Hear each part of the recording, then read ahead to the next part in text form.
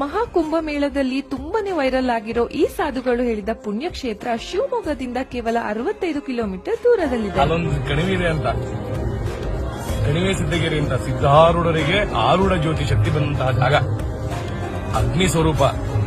ಅವ್ರ ಹಚ್ಚಿ ದೀಪ ಇವತ್ತು ಸಿದ್ಧಾರೂಢ ಆರಿಲ್ಲ ದೀಪ ಅಲ್ಲಿ ಸಿದ್ಧಾರೂಢ ಮಠದಲ್ಲಿ, ಸಿದ್ಧಾರೂಢ ಮಠದಲ್ಲಿ ಅಂತ ಒಂದು ದೀಪ, ಅಂತ ಒಂದು ಆರೂಢ ಜ್ಯೋತಿ ಶಕ್ತಿ ಸಿಕ್ಕಂತಹ ಜಾಗ ಅದು.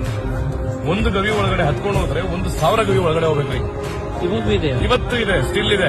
ಮತ್ತೆ 1.5 ಕಿಲೋಮೀಟರ್ ಬೆಟ್ಟ ಮೇಲಿದೆ. ಆ ಬೆಟ್ಟದ ಮೇಲೆ ದೀಪ ಹಚ್ಚೋದ್ರಿ. 5 ಕಂಬಗಳ ದೀಪ ಇದೆ, 5 ಲೈನ್ ಕಂಬ ಇದೆ. ಆ ಒಂದು ಕಂಬದ ಮೇಲೆ ದೀಪ ಹಚ್ಚಿದ್ರೆ ಕೆಳಗಡೆ ಸಿದ್ದೇಶ್ವರ ಅಂದ್ರೆ ಕಣಿವೆ ಲಿಂಗದ ಮೇಲೆ, ಮತ್ತೆ ಕಣಿವೆ ದುರ್ಗಾ ಪರಮೇಶ್ವರಿ ಇಬ್ರು ಮುಖದ ಮೇಲೆ ಬೆಳಕು ಬರುತ್ತ್ರಿ. ಅಲ್ಲೊಚ್ಚಿ ದೀಪ ಬೆಳಕಿಂದ ಬರುತ್ತೆ. ಇವತ್ತಿಗೂ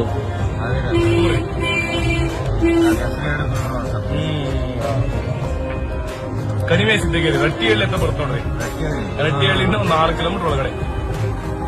ಬಹಳ ತಪಸ್ವಿ ಜಾಗ. ನಾವು ಕೂಡ ಈ ಶಕ್ತಿಯುತ ದೇವಸ್ಥಾನಕ್ಕೆ ಹೋಗಿದ್ವಿ. ಈ ಜಾಗದ ಮಹಿಮೆ ಅಪಾರ. ಬಹಳ ದೂರದಿಂದ ಭಕ್ತಾದಿಗಳು ಬರ್ತಾರೆ.